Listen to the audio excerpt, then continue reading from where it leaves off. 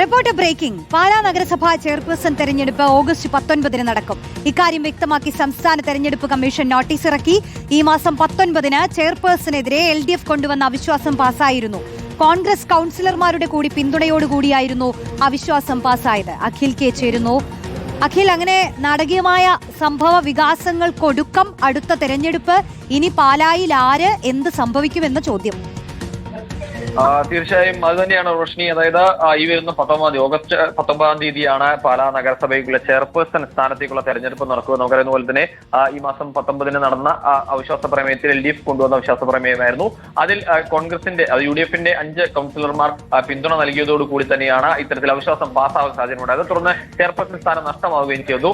തുടർന്ന് ഈ തെരഞ്ഞെടുപ്പ് എന്നായിരിക്കുമെന്ന കാര്യത്തിൽ ഒരു അവ്യക്തത ഉണ്ടായിരുന്നു. അതിൽ ഇപ്പോൾ തെരഞ്ഞെടുപ്പ് കമ്മീഷൻ തന്നെ 19 തെരഞ്ഞെടുപ്പ് നടത്താനുള്ള നിർദ്ദേശം നൽകുകയും ചെയ്തിട്ടുണ്ട് എന്നുള്ളത് തന്നെയാണ്. സ്വാഭാവികമായും LDF വിഷയത്തിൽ തെരഞ്ഞെടുപ്പ് മത്സരരംഗത്ത് അല്ലെങ്കിൽ ചെയർപേഴ്സൺ സ്ഥാനത്തേക്ക് എത്താൻ അല്ലെങ്കിൽ ചെയർപേഴ്സൺ സ്ഥാനം സ്വീകരിക്കാൻ ഉണ്ടാകില്ല എന്ന നിലപാട് നേരത്തെ തന്നെ വ്യക്തമാക്കിയിരുന്നതാണ്.